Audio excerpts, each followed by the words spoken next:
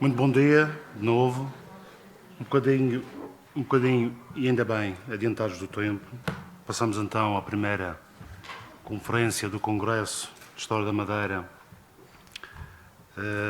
Começamos com a conferência do professor Paulo Miguel Rodrigues, que é um amigo da Direção Jornal, é um amigo do Centro de Estudos, faz parte, aliás, do Conselho Científico do Centro de Estudos de História do Atlântico, doutorado em História Contemporânea pela Universidade da Madeira, licenciado e mestre pela Faculdade de Letras da Universidade de Lisboa. É professor associado na Faculdade de Artes e Humanidades da Universidade da Madeira, onde leciona desde 1995. É coordenador científico do CIERL, ou seja, Centro de Investigação em Estudos Regionais e Locais, investigador do Centro Interuniversitário de Estudos Camonianos da Universidade de Coimbra e do Polo História, Territórios e Comunidades da Faculdade de Ciências Sociais e Humanas da Universidade Nova de Lisboa. Especialista em História Política e Institucional e das Relações Internacionais, tem vários trabalhos académicos ou de divulgação publicados em Portugal e no estrangeiro no âmbito do estudo da autonomia.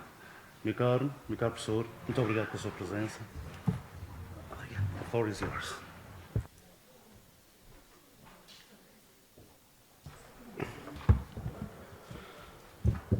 Bom dia a todos. Creio que me compete começar por agradecer, levar a iniciativa e começar por agradecer ao Dr. Nuno Mota, diretor do Arquivo e Biblioteca da Madeira, e naturalmente também o caro amigo Filipe Santos, diretor do Centro de Estudos de História do Atlântico, que é sempre com muito prazer, foi sempre com muito prazer que eu cá venho, e é sempre com muito prazer que cá estou, e será sempre com muito prazer que cá regressarei, se me convidarem. Portanto, agradeço o convite. Cumprimento também a todos aqueles que contribuíram para a realização deste congresso.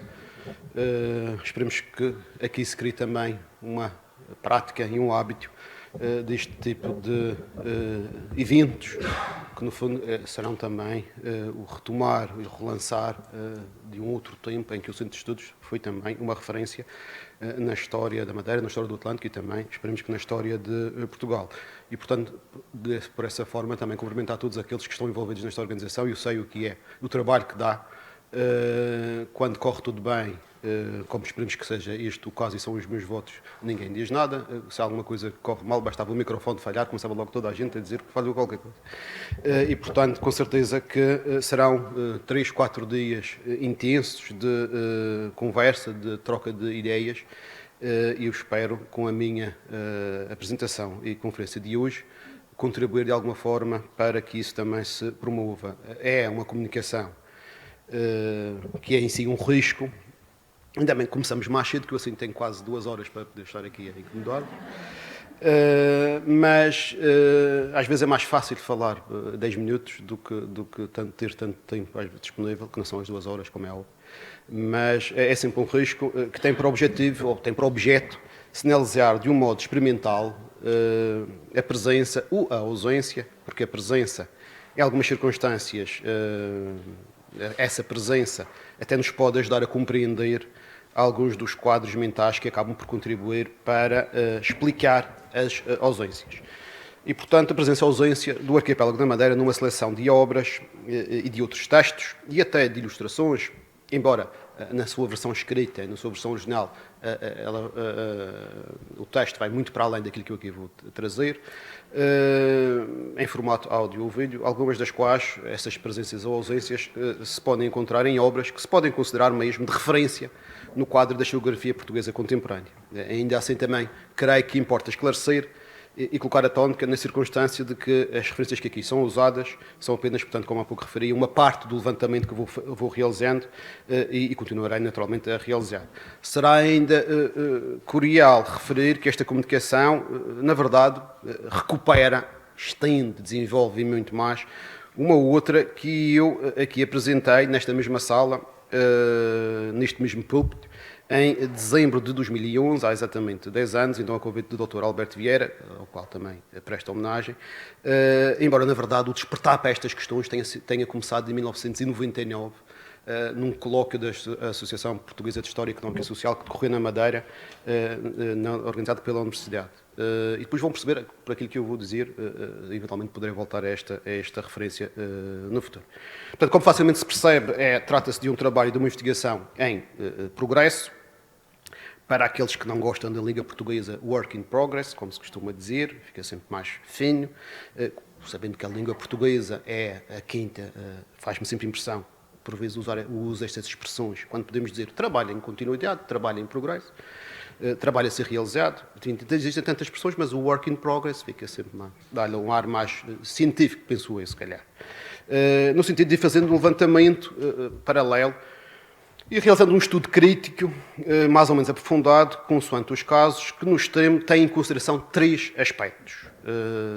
E é também uma proposta nesse sentido que eu faço para que os investigadores, nas suas áreas, a minha é específica, a área dos estudos institucionais, políticos, mas digamos, um princípio que pode ser tentado em outras áreas, consoante os casos e o interesse.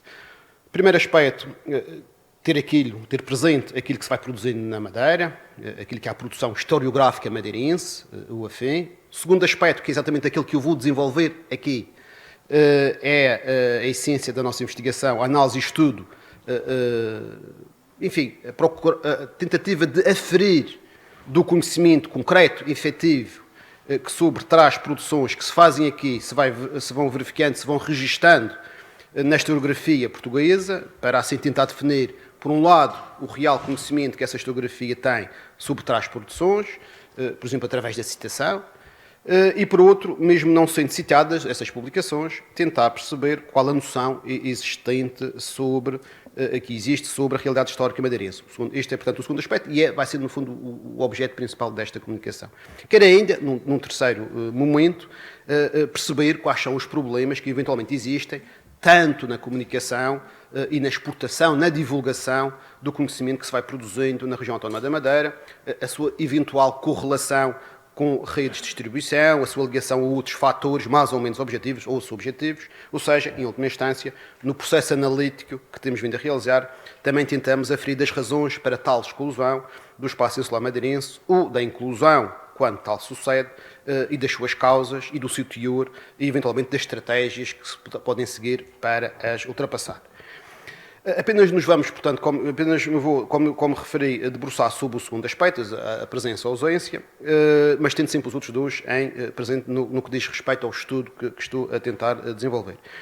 Ou seja, identificar as ausências presenças, tendo como referência tendo sempre como referência alguns momentos, neste caso 5 ou 6, nos quais se destacam temas e as questões de caráter político, institucional e militar que tenho investigado há algumas décadas, tendo sempre como principal elemento catalisador, embora não exclusivo, o estudo da autonomia, temas e questões que, por isso mesmo, já sabemos que fazem parte, por ter estudado aqui na Madeira, ou por ter algum conhecimento daquilo que se faz e tem feito aqui na Madeira, fazem todo o sentido, na minha opinião, serem inseridos na escrita da história contemporânea de Portugal, porque é também só a esse período que eu me vou debruçar, períodos que são também esses tais 5 ou 6.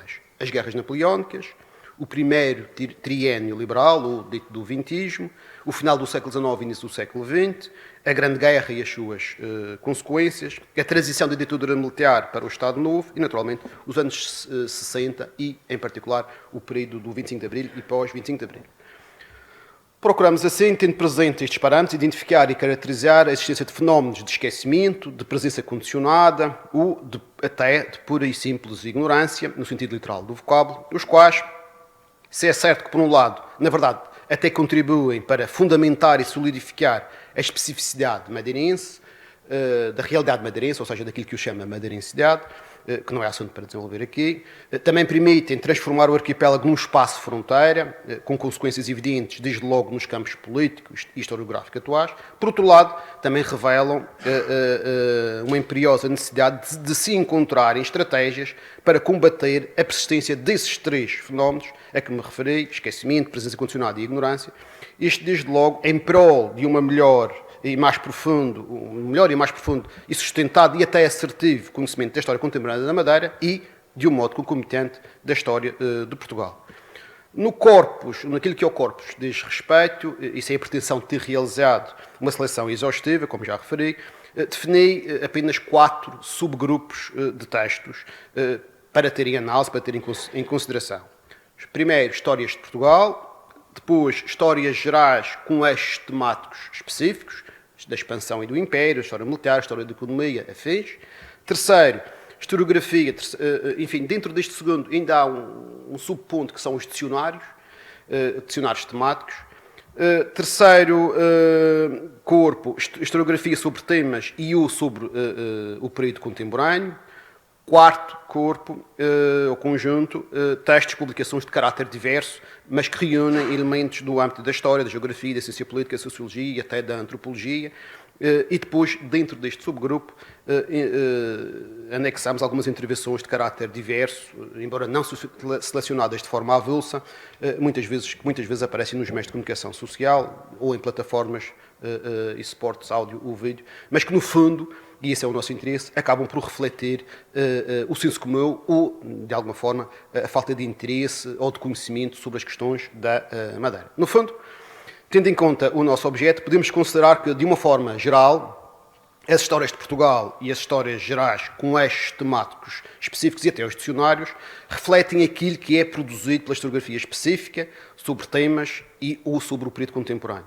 Assim como os exemplos que encontramos nas intervenções nos meios de comunicação social, de massa, dirigidos para o grande público, refletem as ideias comuns, de uma forma geral, refletem as ideias comuns, refletem o senso comum sobre aquilo que se considera essencial e que é fundamental fazer chegar ao grande público, ou seja, no fundo refletem aquilo que é, de alguma forma, o cânone.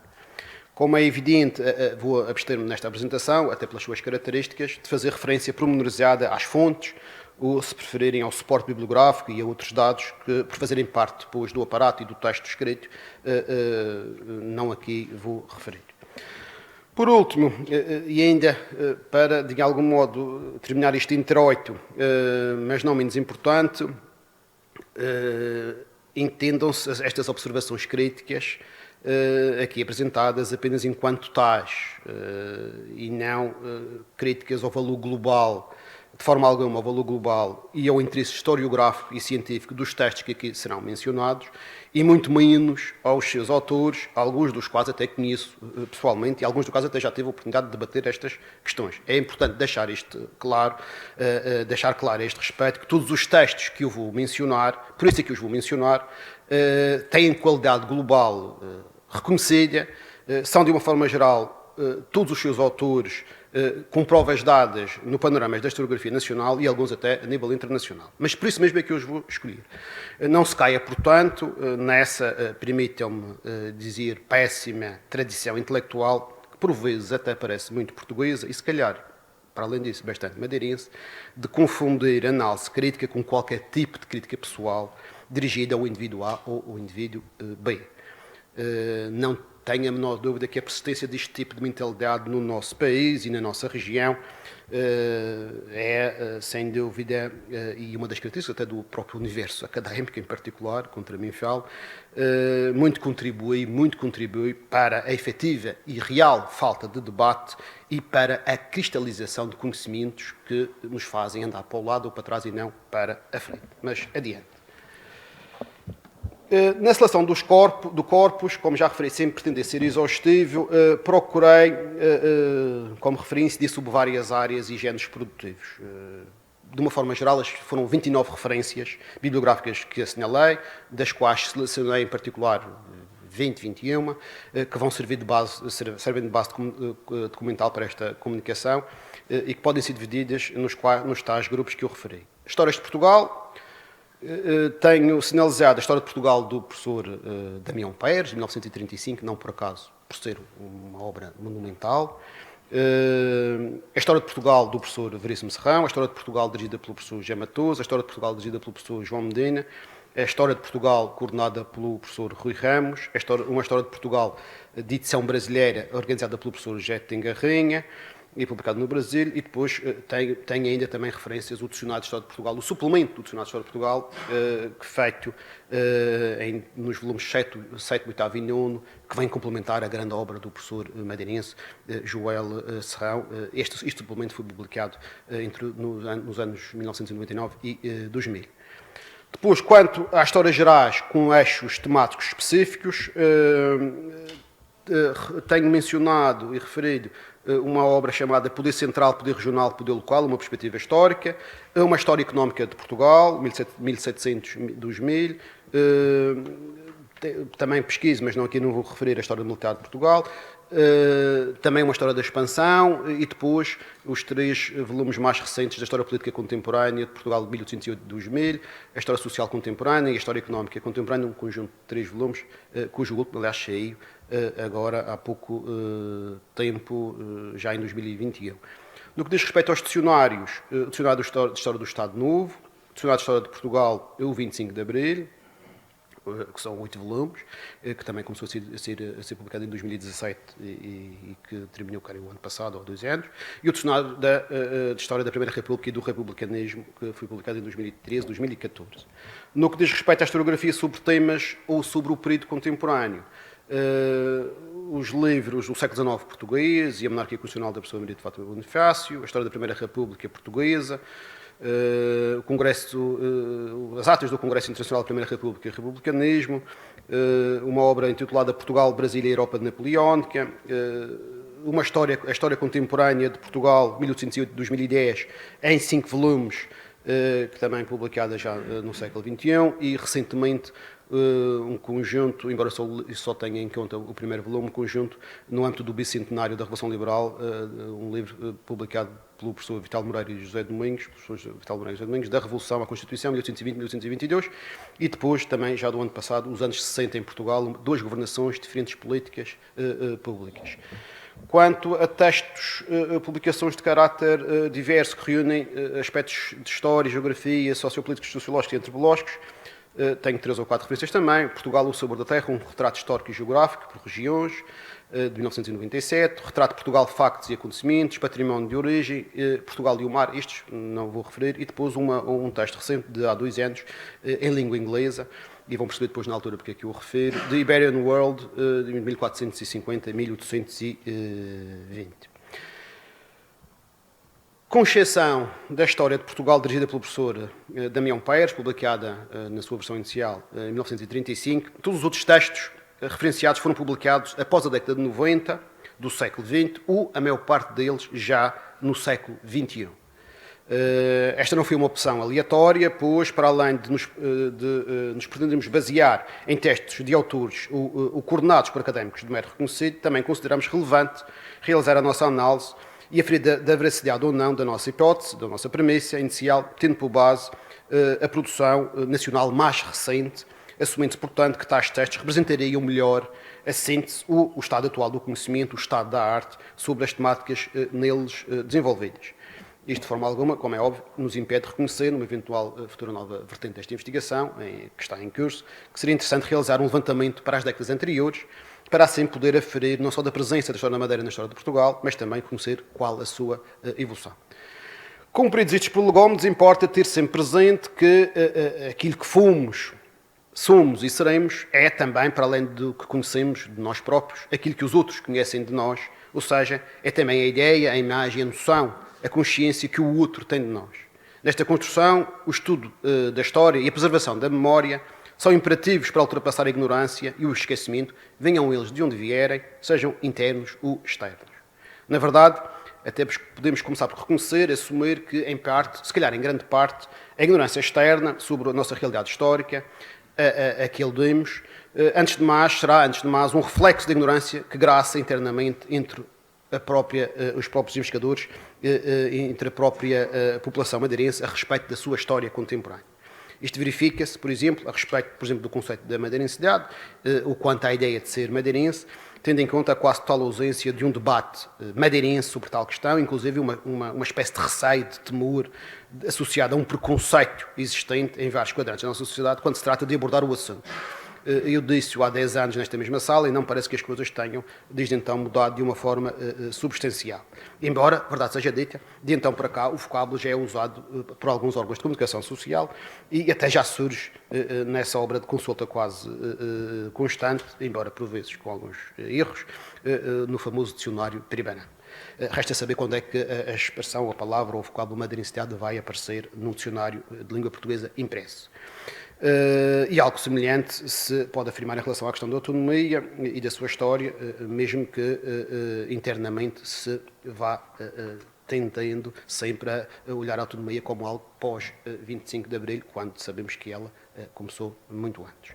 O mesmo quanto ao reconhecimento e à relevância de diversas personalidades que são totalmente desconhecidas por madeirenses e fora da Madeira. Ou ainda a respeito da presença do arquipélago devido à sua importância estratégica na política externa portuguesa, investigação que nos temos dedicado, realidade que muitas vezes é, permita-me, incompreensivelmente obliterada, em alguns casos até sem qualquer sentido, subalternizada à realidade açoriana.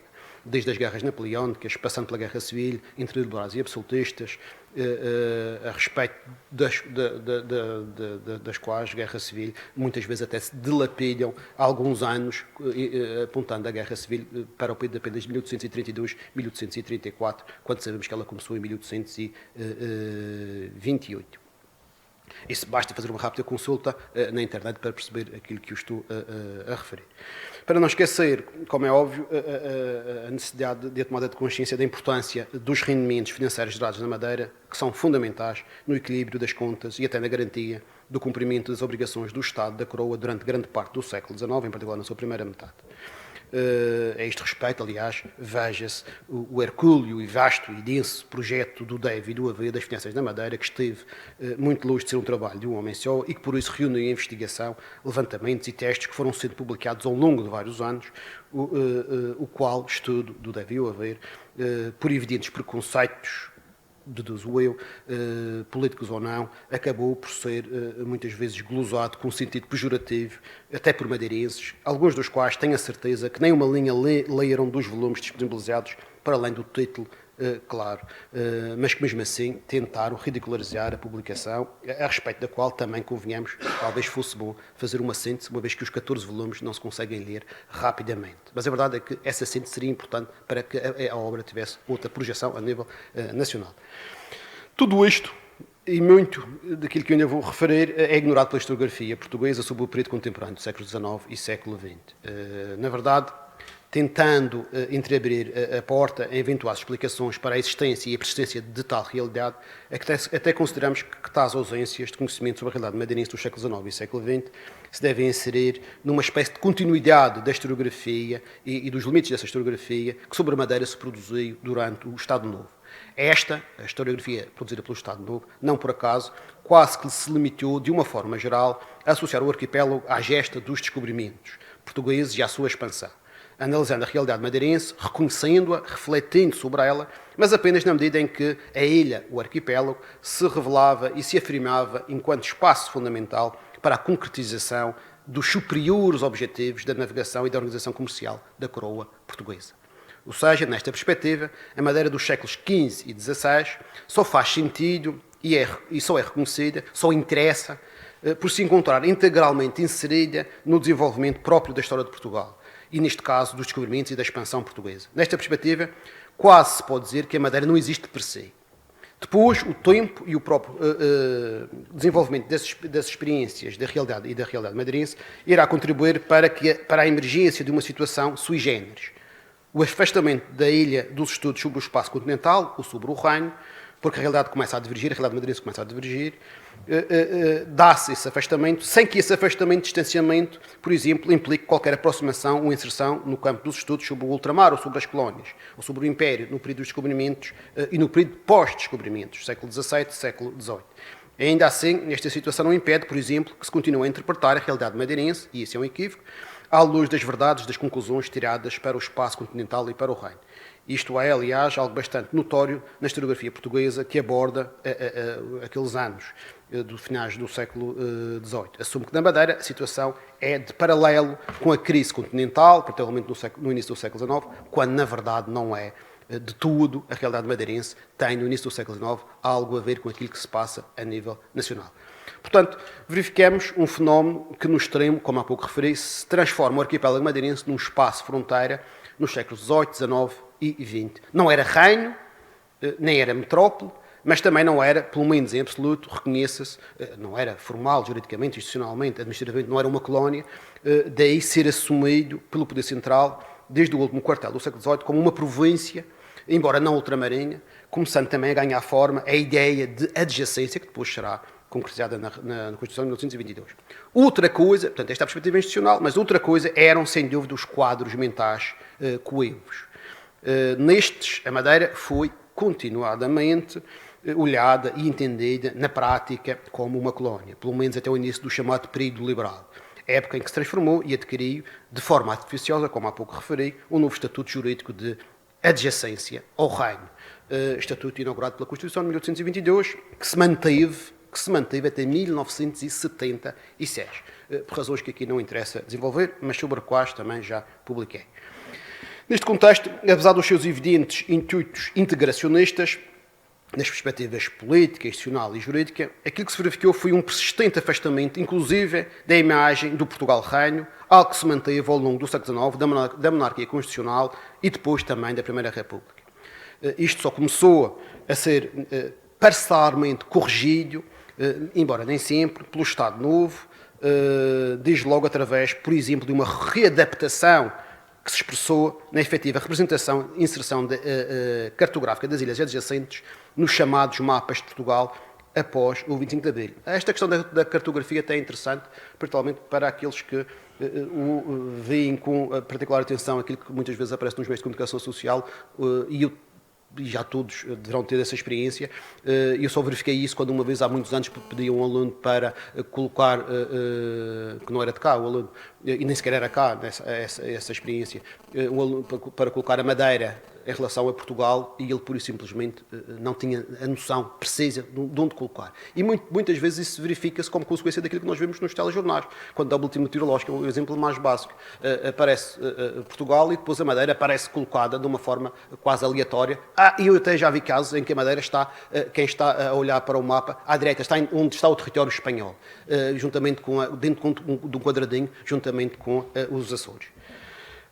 Mas essa também é outra questão que eu também aqui não desenvolvo. Na primeira metade do século XX, a realidade política e os condicionamentos editoriais impostos pelo autoproclamado Estado Novo, claramente influenciadas pela natureza do regime e pelo sistema político, assim como pelos acontecimentos de 1931 e pela instabilidade que se manteve na Madeira até 1936, interromperam, na verdade, estes anos 30, uma fase muito produtiva de contínua abordagem, investigação, debate, produção, escrita e desenvolvimento de estudos sobre a realidade madeirense.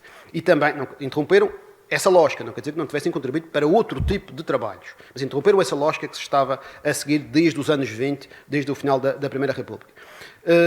E, portanto, e também, de alguma forma, aí sim, interromper de uma forma objetiva, os estudos sobre as questões da autonomia e daquilo que se entendia poder ser o ser madeirense.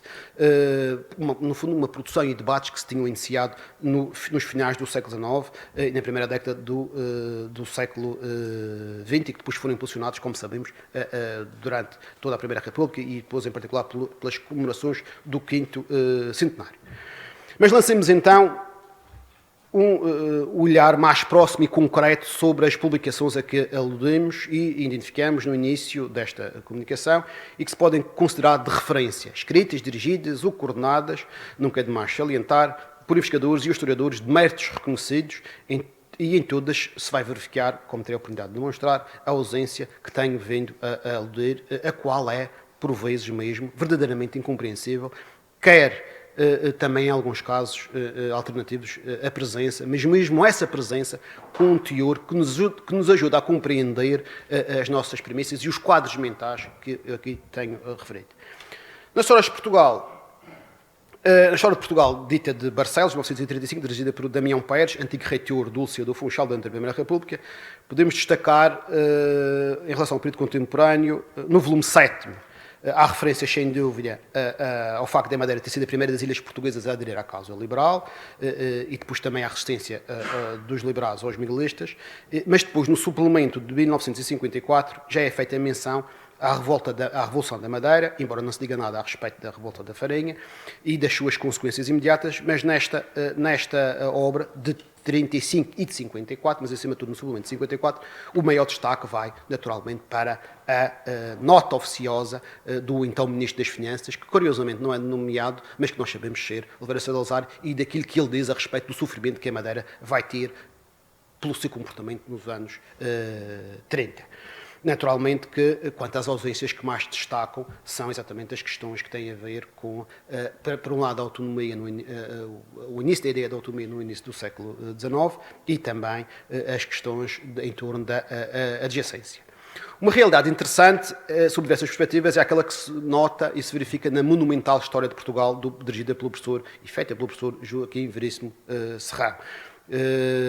No volume 6, por exemplo, os arquipélagos da Madeira e dos Açores surgem no capítulo dedicado à África, o Oriente e o Brasil. Tendo em conta o período histórico analisado no volume em causa, que é a segunda metade do século XVIII, essa opção vem até confirmar a especificidade da realidade insular madeirense que também sustentamos. Mas no volume 7, com a instauração do liberalismo, aí já há também essa assunção da separação. Numa primeira parte aparece ligado à questão do ultramar, mas depois já aparece individualizado, enquanto a Madeira e os Açores, os arquipélagos, aparecem já no capítulo intitulado Ilhas Adjacentes, África e Oriente, situação que depois se vai manter em todos os volumes sobre a monarquia constitucional, sobre a Primeira República e sobre o Estado Novo.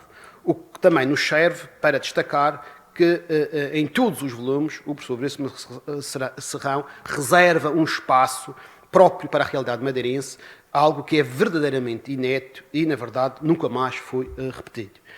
Também se pode destacar que as opções editoriais nesta monumental História de Portugal refletem o reconhecimento da especificidade insular, inclusive do ponto de vista político, ficando claríssima a assunção do novo Estatuto, adquirido em 1822, algo que, paradoxalmente, não é claro, quando não mesmo é obliterado, nas produções sobre histórias de Portugal posteriores, em particular aquelas que foram publicadas nos anos 90.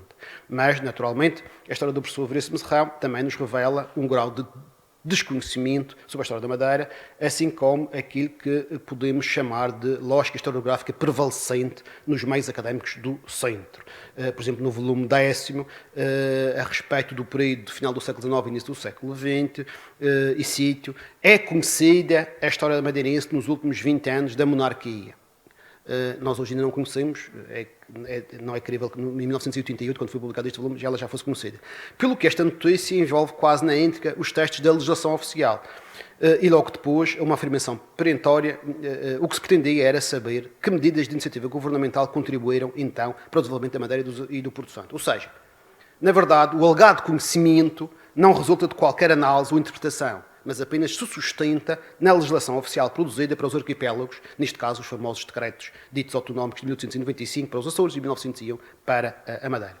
De facto, depois, no aparato, aquilo que se vê é exatamente a referência não a textos, a análises, mas sim a legislação, ou então, ao incontornável elucidário madeirense, que nos anos 90 já tinha, mesmo na sua versão dos anos 40, mais de 50 anos. Ainda assim, não convém esquecer que no volume 14, 1935, para o período de 1935-1941, há, desde logo, a existência de um subcapítulo designado O Sonho da Autonomia Insular, e o verbo escolhido não é despeciendo, porque não colocar a luta pela autonomia insular ou a conquista da autonomia insular.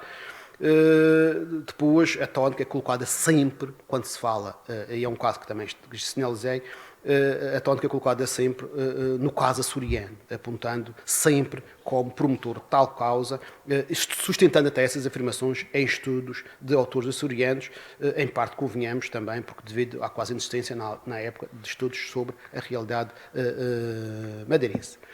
Depois, na história do professor Veríssimo Serrão, voamos rapidamente sobre a Primeira República, onde só se volta a referir a respeito dos anos 20 o caso açoriano, é totalmente esquecido o caso madeirense, e faz o mesmo depois em relação à ditadura militar. Ainda assim, na história de Portugal do professor Veríssimo Serrão, nessa importante história de Portugal, faz referência às intervenções dos deputados pela Madeira e dos Açores, na tentativa de reabrir o problema da chamada autonomia insular, logo na primeira legislatura do Estado Novo. Depois são, e é um dado interessante, são reservados sempre subcapítulos intitulados o Arquipélago na Madeira para os vários períodos da história, assim como também são reservados para os Açores. Ou seja, por incrível que possa parecer, o modelo, o paradigma do professor Veríssimo Serrão foi inaugurado por ele e acabou com ele, nunca teve qualquer outra continuidade. Embora os conteúdos sentem apenas praticamente na legislação oficial e no elucidário madeirense. Já na década de 90, produto de renovadas visões e conceitos da história e da historiografia, temos as duas últimas histórias de Portugal de âmbito genérico e em volumes, desde a Antiguidade até o Contemporâneo, publicadas ambas, curiosamente, em 1993, uma dirigida pelo professor João Medina e outra pelo professor José Matoso. A propósito destas, a partir do volume 8º do professor João Medina é dedicado ao período contemporâneo e a verdade é que, eventualmente por um dos seus colaboradores ter sido o professor António Pedro Vicente, refere-se a alguma coisa a propósito do Beresford, mas a verdade é que ele próprio reconhece que, por exemplo, a passagem do Beresford aqui na Madeira é totalmente ignorada pelas histórias de Portugal. O mesmo se verifica depois a respeito das ilhas adjacentes, quando é totalmente obliterada qualquer referência ao novo estatuto jurídico das ilhas adjacentes durante o liberalismo. O mesmo se vai verificar depois para o período final da monarquia constitucional. Não há qualquer referência às questões da autonomia, ou sequer até à visita da família real, a única que se fez à Madeira em 1901. E mesmo a propósito das campanhas de pacificação, os focos incidem sempre sobre ou o Mozinho ou sobre o António Enes, esquecendo-se, por exemplo, o madeirense Ares de Ornelas, que foi o braço direito do Mozinho e, aliás, depois até tutor do príncipe Dom Luís Filipe. E, portanto, visto isto, facilmente se deduz que nesta história de Portugal, nos volumes que dizem respeito à República, e são dois, não há espaço para qualquer referência às reivindicações autonomistas. Depois, a respeito do Estado Novo, faz referência à revolta da Madeira, mas também se esquece da farinha e do leite. A propósito do Portugal Democrático e da Constituição de 1976, refere-se que a Constituição acolheu, e mais uma vez o verbo é interessante, as formas de autonomia política. É curioso que se verifica sempre que regiões autónomas são sempre apresentadas com letra minúscula, o que também não é despeciendo, e portanto há ainda assim nesta história de Portugal a referência e a sinalização ao facto de terem passado a ser regiões autónomas. Agora, há sempre a noção, até em testes posteriores, de que essa autonomia foi adquirida, foi concedida e nunca conquistada ou alcançada, particularmente em testes posteriores, até escritos pelo professor Vital Moreira.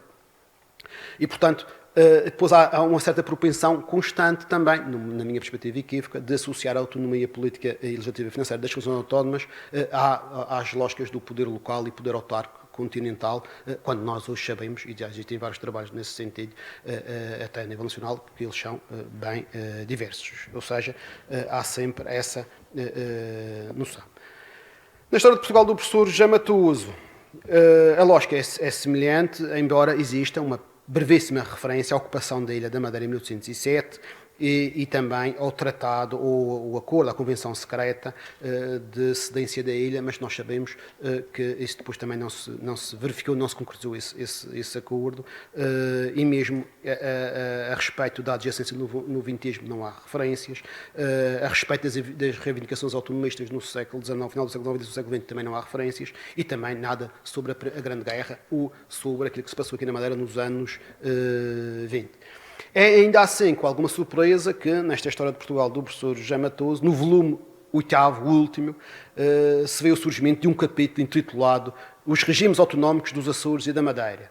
E eu lembro a primeira vez que vi, depois de ter consultado a primeira vez que vi, fiquei espantado, porque na altura não estava assinado, e depois fui ver quem era o autor desse volume, do 8º volume, e aí ficou logo tudo resolvido. O autor era o professor José Medeiros Ferreira, que é açoriano, e portanto está aqui a razão de este volume ter um capítulo só dedicado às regiões autónomas e aos regimes autonómicos da Madeira e dos Açores. Claro que, lá está, como facilmente se deduz, e se calhar o Dr. já fez-lo bem, coloca a tónica na realidade açoriana, quando escreve sobre as relações entre autonomia e regionalização, as relações entre a revolução e a autonomia regional, as relações entre a revolução, separatismo e autonomia, e todos os outros tópicos que ele desenvolve nesse texto, a tónica é invariavelmente colocada na realidade açoriana.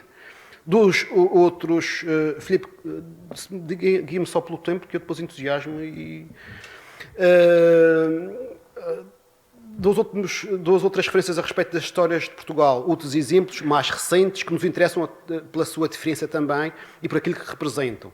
A muito popular História de Portugal, publicada em 2009, coordenada pelo professor Rui Ramos, em volume único, mais de 1000 páginas, embora só 777 de texto, o resto são mapas e anexos. É um bom exemplo de uma história dirigida ao grande público, com múltiplas edições e vendas, que deduzo que terão sido consentâneas com estas edições, mas também um claro exemplo do desconhecimento sobre aquilo que se produz na e sobre a Madeira a respeito do século XIX e do século XX, quer em colóquios, quer em congressos, quer em publicações periódicas ou revistas. Ainda assim, há uma exceção, que não consegui perceber como é que surgiu, mas é uma estranha exceção. A presença britânica na Ilha da Madeira, durante as guerras napoleónicas, é mencionada, embora se diga que é inglesa, quando nós sabemos que foi britânica, é um dos raros exemplos mesmo, atrevo mesmo a dizer, o único exemplo em que se refere, mesmo com algumas imprecisões, que a Madeira foi conquistada, não há outra história de Portugal que diga isto, conquistada pelos ingleses em dezembro de 1807, passando a ser governada em nome do rei Jorge III como se fosse uma colónia inglesa, esclarecendo-se até que seria devolvida em 1808. Em nenhuma outra história de Portugal esta referência, com estes termos, se encontra. E é um caso tão raro, sem dúvida, porque ainda para mais, numa história de Portugal de caráter genérico, só tem um pequeno senão. É que, para o leitor que deseja ser informado e estar informado, uma vez que não se encontra nenhuma outra referência do género em histórias anteriores, em nenhuma das volumosas histórias anteriores, nem se sabe que os coordenadores da obra tenham escrito, alguma vez investigado, sobre o assunto, fica-se sem saber onde é que eles foram buscar essa informação, porque não citam nada. Colocam lá o texto, mas não citam ninguém. Ou, portanto, terá sido eventualmente obra do Espírito Santo. Claro que depois, para as décadas seguintes, século XIX e século XX, é um deserto, não se refere mais nada sobre a Madeira, só há esta referência. Curiosamente, sabemos que há trabalhos publicados na Madeira a esse respeito. Depois, é curioso, e parece muito a obra de qualquer um dos coordenadores, verdade seja dita, mas é curioso que numa entrevista e isto complementa muito daquilo que eu estou a dizer, uma entrevista para a apresentação da obra, diz um dos coordenadores, e cito: somos, Portugal, 10 milhões, um retângulo, as palavras são dele, não são minhas, de cerca de 80 mil quilómetros quadrados, com fronteiras muito antigas. Isso convida-nos a imaginar uma população bastante igual. Não somos. O primeiro mito é que somos um povo uniforme, homogéneo. E somos plurais, sempre o fomos. Uma parte da nossa história tem como base essa polaridade. Na Idade Média percebe-se um contraste entre o norte cristão e o sul muçulmano. Claro que nesta pluralidade percebe-se claramente, não entra qualquer referência aos espaços insulares atlânticos, dando-se assim forma a um quadro mental que se concretiza mais adiante, quando, a propósito da identidade portuguesa, o coordenador do livro, aqui referido porque vendeu bem de facto, traz chegado a muitos leitores, admite que a consciência dessa identidade portuguesa é fundamental para as pessoas que nascem em Portugal, que são aqui educadas, quer sejam, palavras dele, do Porto, que representa o Norte, de Lisboa, que representa o Centro, e de Faro, que representa o Sul, e que se sentem portuguesas. Depois a gente continua a ler, e não há mais Portugal para além do Algarve. Depois temos uma história de Portugal organizada pelo professor José Tingarrinha, publicada em 2010, virada para o público brasileiro, essencialmente brasileiro, em que conta com a participação e com a colaboração de vários pesos pesados da historiografia portuguesa, alguns dos quais, aliás, eu tive a felicidade e a sorte de ter sido aluno, mas a verdade é que nessa história de Portugal, publicada em 2010, para um mercado brasileiro que não é brincadeira, como vocês sabem, um pedacinho maior do que o madeirense e do que o português, mas claro que a Madeira só entra para os descobrimentos e para a colonização. Claro que o Brasil tem 2 capítulos dedicados e até, curiosamente, o próprio professor Tengarrinha, que estudou, e eu sei que ele estudou bastante, os levantamentos populares e as questões da propriedade no Minho, na Beira Alta, em Trás-os-Montes, fala da enfitiose, da subinfitiose, mas não há qualquer referência. Até seria interessante a ver à colonia aqui na Madeira, à questão da revolta dos colonos aqui na Madeira, até porque teve uma relação próxima com aquilo que se passou em Pernambuco, nada disso é referido. Nos suplementos de dicionário da História de Portugal, os recentes, publicados no início do século XX, final do século XX e início do século XXI, 3 volumes, dirigidos por António Barreto e Maria Filomena Mónica. No volume 7º, existem 2 verbetes específicos, um para os Açores, o outro intitulado Autonomia Açoriana. Não há qualquer entrada, e procurei, para trás para a frente, não há qualquer entrada que refira, por exemplo, ilhas adjacentes. Depois há um verbete para a Madeira, e eu, quando encontrei o verbete para a Madeira, fui cheio de esperança, há de haver um que diga, como se diz autonomia açoriana, há de aparecer um que diga autonomia madeirense. Não há. Há crescimento populacional, infraestruturas, imigração, desenvolvimento, mas não há espaço para a autonomia madeirense.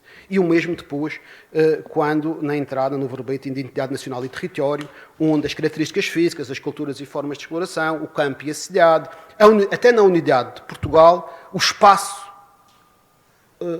apresentado é apenas entre o Minho e o Algarve. Quando se fala de unidade étnica, quando se fala de unidade linguística, quando se fala de unidade política, só se tem, única e exclusivamente em referência, o espaço entre o Minho e o Algarve.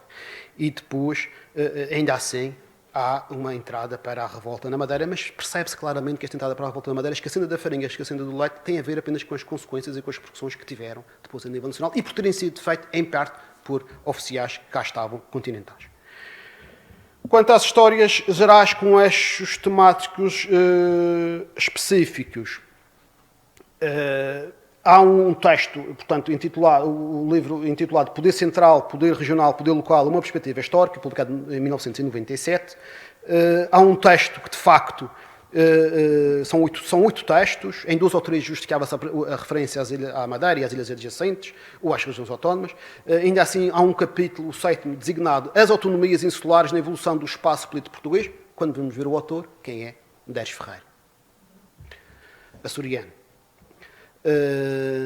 Que também, verdade seja dita, a quem muito devemos no conhecimento da realidade autonómica. Mas, mais uma vez, o tópico, a base, está sempre no pressuposto de analisar a realidade insular a partir, quase exclusivamente, do caso açoriano. Curiosamente, até nestes casos, depois aquilo que se verifica é que não há citação de um único texto publicado na Madeira, e aliás, todos estes textos do professor Medeiros Ferreira ou de outros autores açorianos, normalmente centram-se apenas na bibliografia publicada nos Açores e, eventualmente, citam o professor também Paz Ferreira a propósito das finanças regionais. Portanto, e isto faz, para além desse afastamento, para além dessa exclusão, para além desse esquecimento, quando se fala da realidade madeirense, ela muitas vezes ser feita, e bem feita, por autores que não são de cá, mas que colocam a tónica na realidade açoriana, por sua vez também é bastante complexa, isso faz com que muitas vezes se confundam as realidades. E não tínhamos dúvidas, em alguns círculos e meios se limitem as visões sobre a autonomia insular àquilo que chega apenas dos Açores e que aconteceu apenas nos Açores, trabalhos de indubitável qualidade, mas que dizem respeito apenas à realidade açoriana e que não se pode pretender que resumam com verdade uma realidade na qual se quer incluir a Madeira. História Económica de Portugal, 1700-2000, publicada em 2005, 3 volumes, um para o século XVIII, um para o século XIX, outro para o século XX. Se olharmos para o século XIX, na prática, a análise só começa a partir de 1830. E, aliás, até, e bem, há nesse texto, nessa publicação, a participação de uma historiadora madeirense, mas ainda assim, também o texto que ela escreve, a professora Medina da Câmara, começa a partir de 1830. E mesmo isto faz com que se esqueça, por exemplo, o papel central que teve a Junta da Fazenda, como há pouco referi no início, o papel central que teve a Junta da Fazenda da Madeira, no suporte financeiro do Estado português, em particular nos primeiros 20, 25 anos do século XIX em Portugal, e pagando, inclusivamente, muitas daquilo que eram as representações consulares por toda a Europa. Ainda neste volume sobre o século XIX, no capítulo 2, que se intitula A Ocupação da Terra, não há nenhum parágrafo sequer a respeito da Madeira, não há, mais uma vez, referência à realidade da colonia e tudo aquilo que em seu redor existia. Depois, quando se fala da agricultura e dos problemas que teve a cultura do vinho, do ídio e da filoxera, não há qualquer referência à Madeira. Quase que apetece dizer, caramba, pelo menos uma linha. Na Madeira também se produzia vinho, ponto. Ao menos isso, mas nem isso aparece. E claro que, ainda assim, neste capítulo faz referência na página 249 à existência de uma Sociedade Agrícola da Madeira, mas que se percebe depois pelo texto que ela é mencionada porque, eventualmente, o autor terá batido nela quando estava a ver alguma legislação e achou, bem, isto é uma coisa que vale a pena pôr e põe. Não resulta de uma investigação, de uma procura. No que diz respeito à indústria, isso também se verifica e, portanto, aliás, de um texto do sempre atencioso e simpático e categorizado e saudoso, infelizmente, professor Pedro Laens, um académico que muita falta faz à história da economia, mas ele próprio também reconhece que faltam dados para a primeira metade do século XIX. Acima de tudo, porque as histórias da economia a nível nacional colocam sempre a tónica neste início do século XIX na crise, quando nós aqui, na Madeira, estávamos exatamente no polo oposto, devido à abertura dos mercados europeu e atlântico ao vinho da Madeira. A nossa crise veio depois. Nesta altura estávamos a viver, que se calhar como nunca vivíamos, e a verdade é que depois nos anos 20 isso é notório, com gente a ter saudades dos tempos em que cá tinham estado os britânicos, a todos os níveis. Mas essa será outra questão. Ainda no âmbito da história económica, quando se fala de moedas e bancos, há, enfim, a total esquecimento da realidade aqui madeirense. Não há referência, por exemplo, ao facto de a primeira instituição bancária que na metrópole se tentou instituir foi de uma proposta feita aqui da Madeira, que foi recusada pelas Cortes Gerais e, curiosamente, em 1821 e no fim desse ano abriu-se o Banco de Lisboa, que depois vai dar lugar ao Banco de Portugal. Também faz com que não se saiba que aqui na Madeira circulavam vários tipos de moeda e não apenas os reais. Ou seja, há um conjunto de informações que, por estarem ausentes das histórias da economia e das finanças em Portugal, se deduz que a realidade madeirense era igual à continental, quando efetivamente não era, e era até, em alguns casos, substancialmente diferente. Não há qualquer referência, por exemplo, quando se fala de bancos, aos bancos que foram, tirando um ou dois casos, aos bancos que foram aqui abertos, ou às casas bancárias, as instituições bancárias, não eram bem bancos, abertos aqui na Madeira.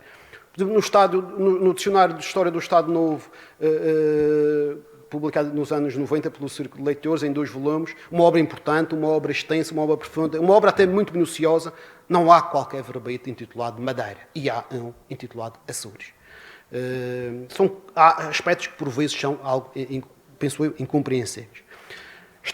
Historiografia sobre temas específicos ou sobre o período contemporâneo. O século XIX português ou a monarquia constitucional da professora Maria de Fátima Bonifácio, que é, sem dúvida, uma das mais relevantes historiadoras portuguesas da atualidade, excelentes textos decentes, rigorosas visões panorâmicas sobre a realidade política, institucional e económica do século, mas, infelizmente, também não se encontra qualquer referência à realidade madeirense. Na mais recente história da Primeira República Portuguesa, publicada em 2009, ocorre algo semelhante. O topónimo da Madeira surge apenas uma vez e de passagem, tão de passagem que nem sequer se encontra registado no índice respectivo, ao contrário do que sucede, por exemplo, com o topónimo Açores. Apetece perguntar, será que foi nulo o contributo da Madeira para a proclamação, afirmação e desenvolvimento da ideia e do regime republicano? Terá sido inexistente, nula ou incipiente a participação de personalidades madeirenses em todo o processo? Será de todo desprezível a diversa produção historiográfica já realizada na Madeira sobre o assunto, em particular da Primeira República? Não foi, por exemplo, Funchal bombardeado 2 vezes, em 1916 e 1917. Não foram os anos 16 e 17 importantes para o recrudescimento das questões autonomistas, inclusivamente a referência que eu nunca me esqueço de apontar da Irlanda portuguesa.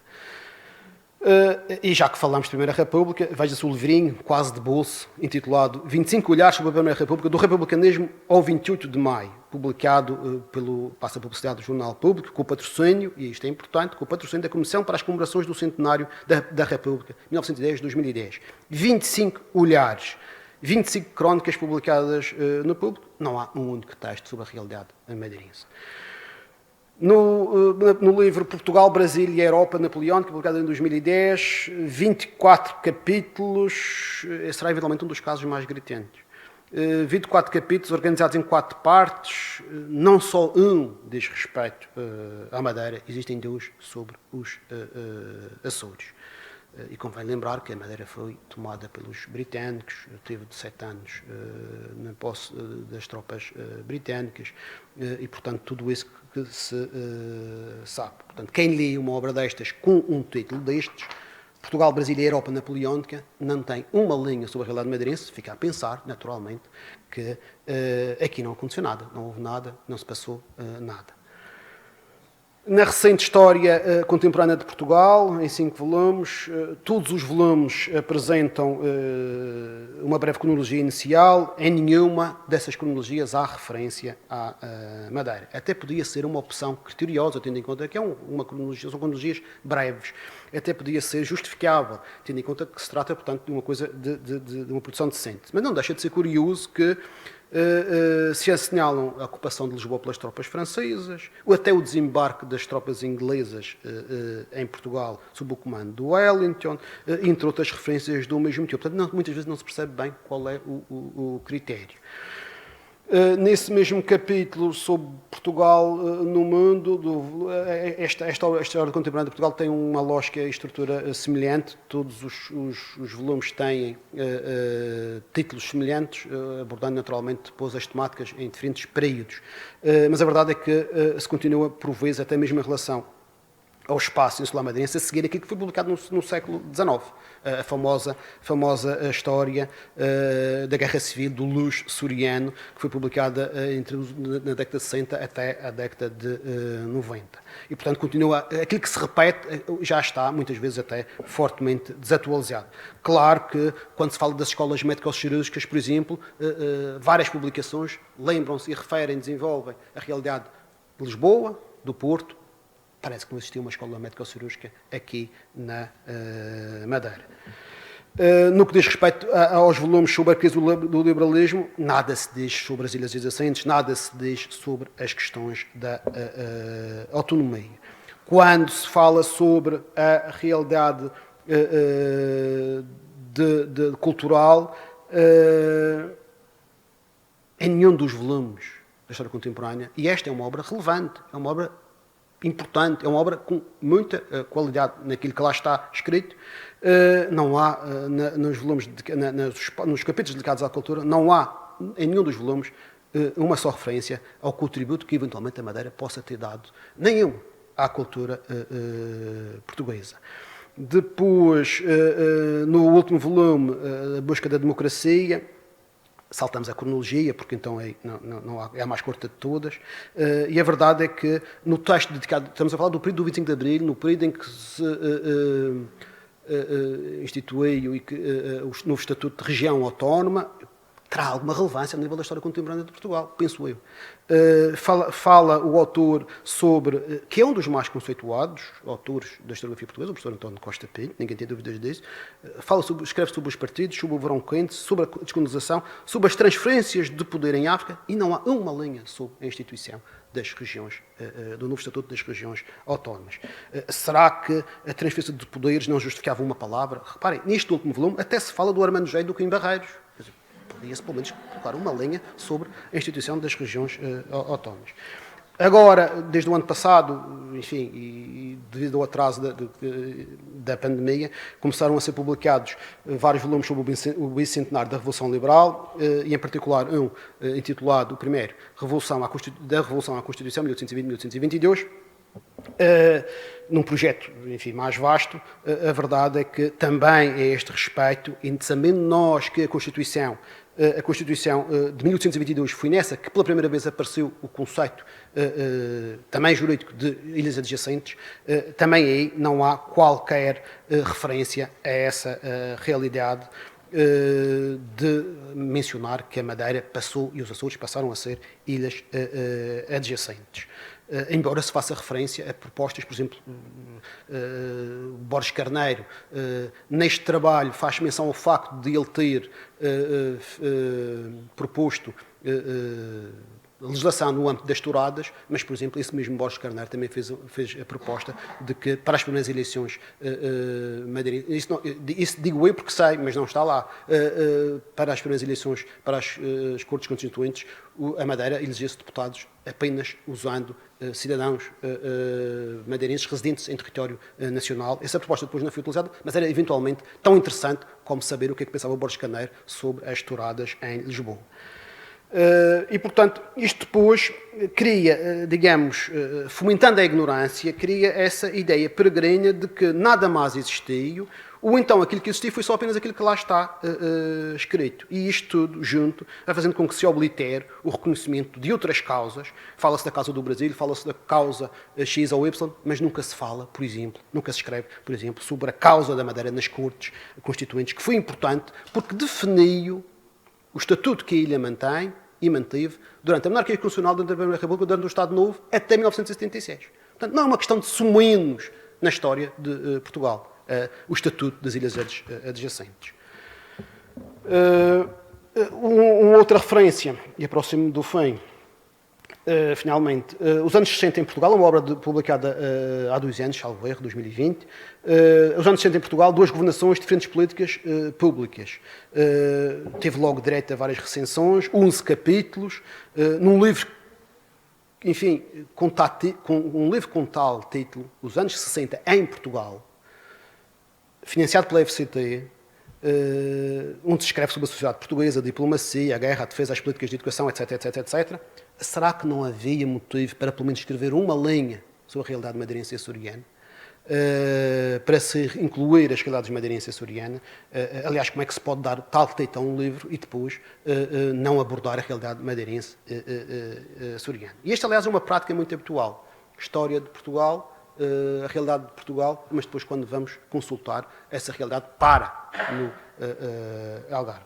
Há sempre, por exemplo, que se esquece a importância que tiveram na Madeira, nos anos 60, a formação do próprio conceito de região e até do desenvolvimento gradual do conceito de autonomia. Isto para nem sequer falar de alguns dos conhecidos círculos de oposição ao regime que se criaram aqui na Madeira, desenvolveram aqui na Madeira e só depois, muitas vezes, passaram para o espaço continental.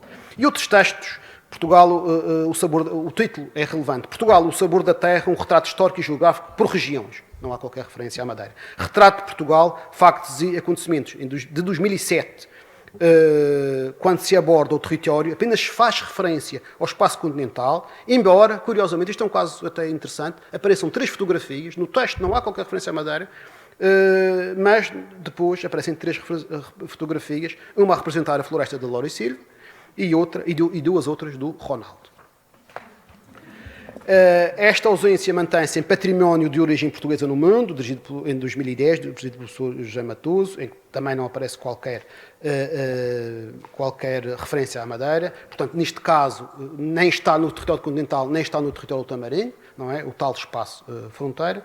E, para terminar com estas referências, um trabalho publicado em 2020, que é em língua inglesa, The Iberian World, entre 1460 e 1820, mas que é editado por historiadores espanhóis e portugueses.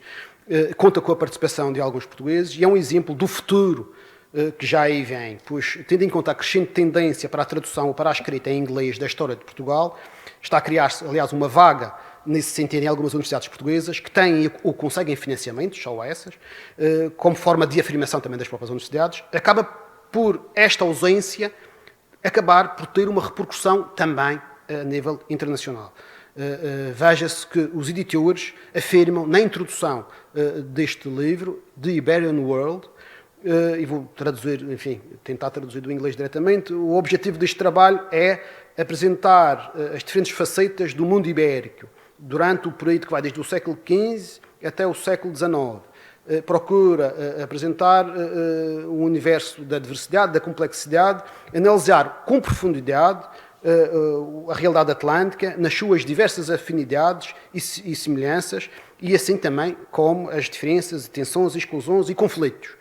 No capítulo 30, que diz respeito às guerras da Revolução e ao período das guerras napoleónicas, não há uma única referência à realidade da Madeira dos Açores. E claro que no capítulo 31, que fala depois do período da implantação das ideias liberais e da Revolução Liberal, também não há qualquer referência à realidade da adjacência da Madeira e dos Açores. Em gente de conclusão, que já se faz tarde, embora estejamos dentro do tempo, não é? É uma vantagem. O que é que de tudo isto resulta? O que é que resulta desta falta de conhecimento e reconhecimento da história? Mas também, em simultâneo, o que é que tudo isto projeta e promove ou pode implicar? Dou 3 exemplos, sem desenvolver qualquer um deles, mas exemplos que também servem para avançarmos no sentido da conclusão, esperando que sejam suficientemente elucidativos do meu ponto de vista, até porque considero que estas ausências do conhecimento histórico e, por isso, do conhecimento sobre as realidades políticas, institucional, económica e outras, fomentam um desconhecimento que persiste sobre o espaço insular madeirense e que acaba não só por contaminar outras áreas, como também afetar, condicionar a própria presença da região autónoma em determinados fóruns nacionais e internacionais e até dificultar a persecução de políticas sectoriais ou integradas de desenvolvimento do espaço insular madeirense e, quiçá, de afirmação e progresso da sua autonomia política e tudo aquilo que ela possa representar. Os exemplos. Primeiro, em 3 momentos. Em 1981, aquele que é apontado, indubitavelmente, como um dos mais relevantes escritores da língua portuguesa, do pós-25 de Abril, José Saramago, de quem agora, aliás, se começou a celebrar o primeiro centenário do nascimento, escreveu, em 1981, escreveu, a pedido do Círculo de Leitores, um livro que se intitulava Viagem a Portugal. Aliás, agora, e bem, reeditado no 40º aniversário da sua primeira edição, pela mesma editora, no âmbito das comemorações. Apesar de se tratar de uma viagem a Portugal, não tem uma única linha a respeito da Madeira nem dos Açores. Segundo exemplo, o conhecido, se calhar não tanto por isso, mas tem um conhecido professor catedrático Marcelo Rebelo de Sousa, na qualidade de reputado académico e constitucionalista, participou a pedido da Antena 1 do continente, da RDP, há já uns meses, creio que isso até teve repetição, numa série de programas radiofónicos que estão disponíveis na internet sobre as constituições portuguesas, 1822, 1826, 1838, 1911 e 1976. Os programas eram dirigidos a alunos do ensino secundário, tendo em vista a sua preparação para as avaliações dos exames. O objetivo era, de forma sintética, focar aqueles que eram os pontos essenciais das Constituições portuguesas. Aquilo que era essencial nas Constituições portuguesas. Em nenhum deles se mencionou a Madeira e os Açores, sabendo que na primeira está expressa a adjacência e na última está expressa a noção de região autónoma. Portanto, um aluno do secundário nem sequer sabe o que isso é. E, pior, quem transmite considera que isso não é importante. Terceiro exemplo. Está a decorrer o 5º Congresso da SEDES, atualmente, Associação para o Desenvolvimento Económico e Social, sobre o qual facilmente se encontra informação na internet. Decorrem 5 momentos, datas diversas, começou a 28 de outubro e vai terminar no dia 5 de dezembro. É verdade que corre quase despercebido em 3 cidades, e não são por acaso, Lisboa, Porto e Coimbra, com um programa muito completo, feito por pessoas, equipas e dezenas de pessoas muito bem preparadas, que pretendem propor soluções para o país, num momento que se considera muito importante para Portugal. Neste congresso debatem-se em 10 grupos de trabalho sectoriais, desde as reformas do sistema político, dos sistemas eleitorais, dos partidos políticos, da imprensa livre, até as questões de saúde, das finanças, passando pela indústria, pelo ambiente, pela educação, pelo mar, pela cultura, pelas comunidades, pela diáspora, pela inovação e pelo desenvolvimento. Basta ver o programa para perceber quem são as pessoas que lá estão. Não há uma única personalidade da Madeira ou alguém que eventualmente possa transmitir, colocar em debate as questões, os interesses e a perspectiva da Madeira no quadro global português. É que nem sequer políticos lá estão. A pergunta que então se coloca é simples. Quais as razões ou motivos para tais silêncios e esquecimentos, obliterações e demais situações. Como se explicam? Como é que se justificam? A pergunta é simples, a resposta, como se percebe, já não será tão simples. E se calhar só nos iremos aproximar da verdade, como facilmente se deduz, se partirmos da premissa de que a resposta possível resultará da correlação de vários fatores que podem ir do preconceito à ignorância, passando pelos complexos e intrincados problemas da distribuição de livros e de textos, da comunicação, sem esquecer a proverbial escola do elogio mútuo, que ainda vai caracterizando de uma forma geral a academia portuguesa, que leva a que se convide desde logo quem se conhece e que está por perto. Algo que, de certa forma, se correlaciona com a persistência de quintais, capelas, capelinhas, no seu sentido conotativo, como é óbvio. Ainda se está a contribuir, assim se está a contribuir para produzir uma história para consumo nacional e ou internacional que, ao diminuir, extinguir ou não reconhecer a realidade insular e a investigação académica a ela referente, se torna muitas vezes, em relação ao todo, Portugal e à parte, a Madeira, equívoca, insuficiente e incompleta, quando não errada ou leviana, por incapaz de apreender, na sua verdadeira extensão, especificidades e conceitos distintos dos detectáveis em Portugal continental. Eis, na minha opinião, o cerne da questão. Não serão tais ausências, conscientes ou inconscientes, a assunção de uma especificidade, de um reconhecimento implícito de um ser outro? Não será este também um motivo deontológico e ético, para além de histórico, que justifica, por exemplo, o conceito de madeirensidade e de reivindicar a necessidade da sua afirmação interna e externa? Fica a pergunta. Pelo menos uma coisa nunca se deve esquecer. A função primeira da escrita da história da Madeira deve ser o desejo de contribuir para o conhecimento da verdade. Este deve ser o objetivo primeiro. O seu reflexo no melhor conhecimento da história de Portugal deverá ser sempre e apenas uma consequência. Mas é fundamental que a história da Madeira interesse também, e acima de tudo, aos madeirenses. São estes que devem pugnar pela preservação e pela construção ou reconstrução da sua memória. Existe eficácia e competência, mas isso só se consegue tendo consciência da realidade. O conhecimento do fenómeno histórico é fundamental para adquirir essa consciência e até consistência política, que não pode, não deve ser algo circunstancial. Deve estar para além da circunstância. Impõem-se, por exemplo, publicações e coleções. Veja-se, por exemplo, o que faz atualmente a Assembleia da República. Por que não fazer algo semelhante aqui na Assembleia Legislativa da Madeira?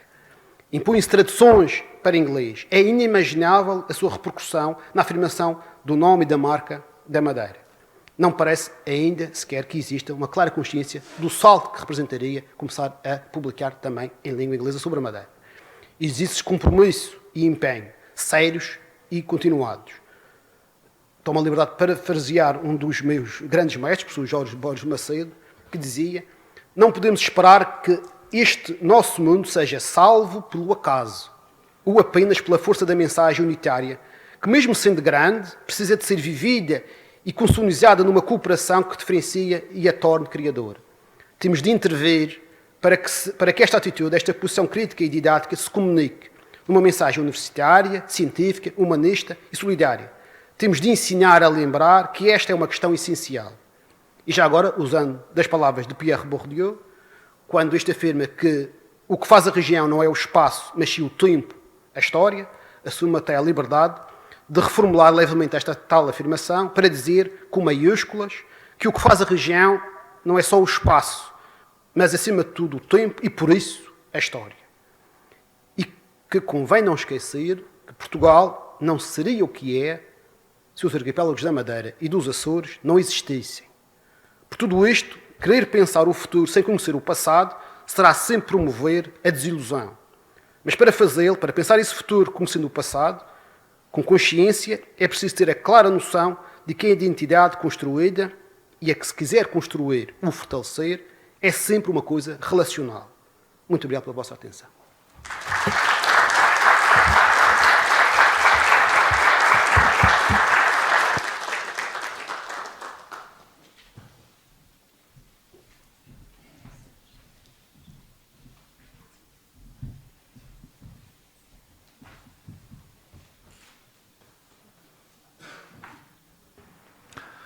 Muito obrigado. Sr. Professor Paulo Miguel Rodrigues, por esta excelente conferência. Abrimos agora um espaço de perguntas e respostas, não é? De debate. Peço as vossas intervenções. Peço que sejam intervenções, enfim, rápidas, no sentido, enfim, que sejam observações rápidas e concisas e que haja, sobretudo, perguntas. Vamos aqui primeiro ao professor Fernando Tavares Pimenta. Faça favor. Bom dia a todos e muitos parabéns ao professor Paulo Miguel Rodrigues por apreciei imenso a sua conferência e vai muito no sentido daquilo que eu penso e verifico a nível da miopia, se me permitem, com todo o respeito pelos colegas, a miopia da historiografia nacional em muitos aspectos e, no específico, em relação à história da Madeira. Eu gostava apenas de complementar e depois colocar uma questão. Complementar com duas coisas que têm a ver com o meu próprio percurso como estudante e depois como professor. Quando eu era estudante nos anos 90, na Universidade de Coimbra, havia, por mérito do professor Azevedo e Silva, uma cadeira dedicada à história da Madeira dos Açores e que tinha sempre um grupo bonzinho de alunos, era uma cadeira opcional, havia sempre um bom grupinho. Bom, o professor José Azevedo foi-se embora, acabou a cadeira, nunca mais ninguém, a instituição, nunca mais ninguém pegou na história da Madeira dos Açores. Foi uma coisa, quer dizer, um vazio total.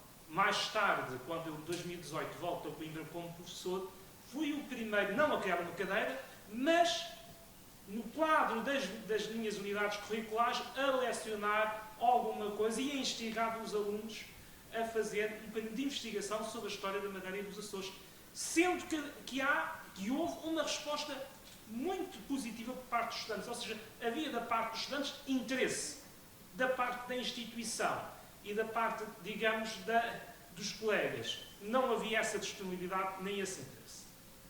E esta era, de facto, uma coisa que eu queria partilhar.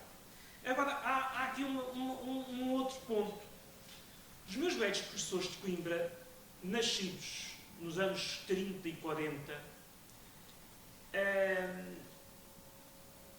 sempre me diziam, e às vezes em conversas que ainda tenho com eles, diziam isto. Apesar da adjacência, nos anos 30, 40, 50 e 60, e depois, a Madeira não era vista como metrópole. Ou seja, apesar do Estatuto da Adjacência, os quadros mentais de boa parte das elites portuguesas, ou das elites continentais, e neste caso das elites académicas, continuavam a ver, em particular a Madeira, como não sendo um território metropolitano ou adjacente à metrópole, mas como sendo, e aí temos o Joaquim Veríssimo Serrano, como sendo parte integrante de uma outra realidade. Aqui nasce e começa o ultramar. E eu penso que isto, de alguma forma, pesa e tem um peso significativo nessa miopia, digamos, nacional, de parte da historiografia nacional relativamente à Madeira. Quer dizer, é que os próprios historiadores, ou uma boa parte dos historiadores, pelo menos de uma certa geração, não viam a Madeira como parte da metrópole. Agora, aqui a questão que eu coloco é esta. E penso que tem a ver um pouco com aquilo que o professor Paulo Rodrigues disse no final. Até que ponto essa não consideração da Madeira como sendo parte da metrópole também não é uma força para a nossa historiografia, mas também para a nossa região. Ou seja, o considerar a Madeira como um início, como uma outra realidade e o início de uma outra realidade que nos projeta no Atlântico para outras realidades continentais, seja aquela sul-americana, seja aquela africana. Até que ponto isto não nos pode dar uma outra centralidade? E até que ponto, de facto, não podemos, e eu julgo que sim, não nos permite pensar que, efetivamente, a especificidade insular da Madeira, do ponto de vista identitário, tem todo o sentido não só em ser estudada e conhecida, mas em ser afirmada. Não colocando em causa, atenção, não colocando em causa a questão da nacionalidade, não é isso que está em causa, quer dizer, não é isso. Mas do ponto de vista identitário, eu penso que esta especificidade identitária pode refletir-se e reverter-se na construção de uma outra força e de uma outra centralidade em que a Madeira se projeta no Atlântico e no Atlântico Sul em particular, o Central e Sul, não é? Dando, portanto, dando sentido a um outro relacionamento, a um espaço mais amplo, mais global, que não seja apenas aquele europeu. Obrigado.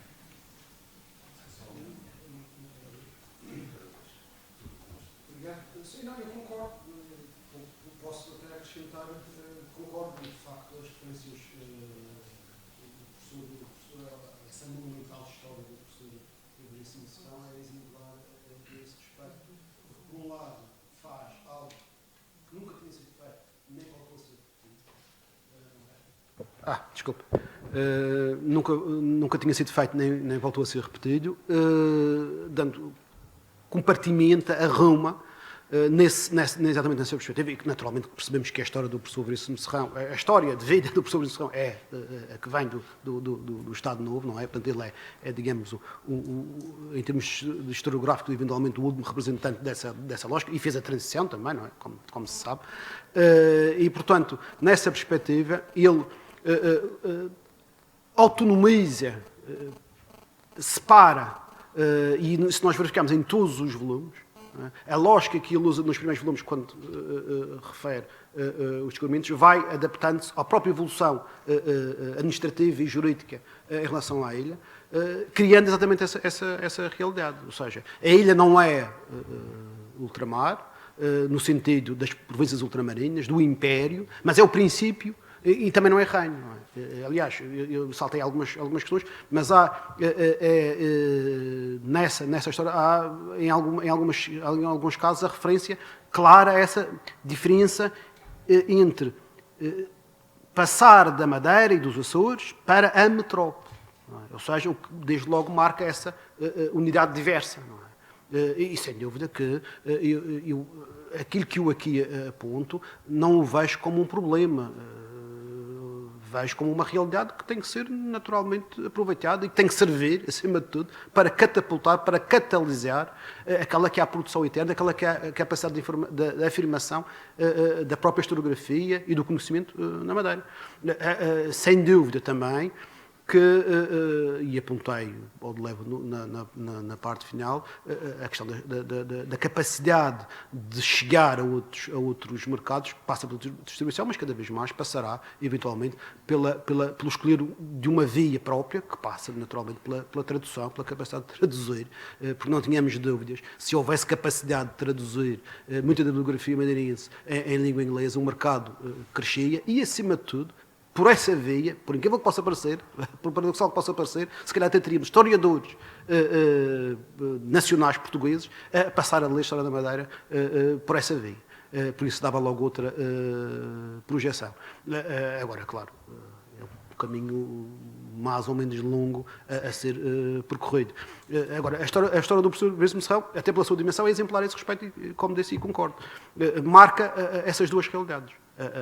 Destaca essa especificidade, aponta a diferenciação, a colocar a ilha nesse espaço fronteira, não é? Mas esse espaço fronteira não tem nada de negativo. Tem que ser aproveitado para essa criatividade interna que ter partido exatamente dessa posição. Porque, de resto, é uma obra importantíssima. Mas eu lembro-me sempre também, quando era aluno, não em Coimbra, embora tenha trabalhado com o professor Aníbal Pinto de Castro, que foi o meu coordenador aqui, e lembro-me de, quando começamos a pensar em teses de mestrado, nos anos 90, de eu ter um ou dois professores que dizia: Paulo, preocupe-se com coisas mais amplas.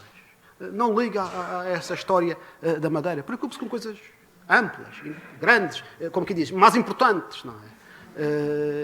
Claro, eu dizia que sim, disse sempre que sim, mas depois entretive-me a investigar a história da Madeira. Mas é curioso como lá está, os tais quadros mentais que vão passando e que criam essas lógicas, porque por vezes podem ter aspectos perniciosos, mas a verdade é que também têm a ser entendidas como oportunidades para que nós possamos fazer a nossa história, traçar o nosso caminho. Muito bem. Paulo primeiro, tá? O professor Paulo Rodrigues disse que realmente a percepção que temos é sempre deprimente ver esse plasmado na realidade desse deserto, mas mesmo a nível da mentalidade de lá e notória, essa explosão também no conceito de Portugal da Madeira, que só é lembrado efetivamente nos lutas meteorológicas jogadas ali para o cantinho. Em relação, então a pergunta que eu tinha, eu tenho a percepção que aquilo que nós sentimos como Madeira, com fora de Portugal, acontece exatamente o mesmo com Portugal e com a Europa. Tem essa ausência da própria história de Portugal na construção da Europa. Aquilo que acontece com a Madeira em relação à história de Portugal, acontece com Portugal em relação à Europa. E gostava de perguntar ao professor Paulo Miguel Rodrigues qual a sua opinião sobre isto. Tem também essa percepção? Não discordo, embora a esse respeito se possam encontrar alguns oásis, não é? Mas não discordo na generalidade dessa ideia. Por isso é que eu digo, e nota-se claramente, e com certeza que também está a par disso, essa nova vaga da tradução.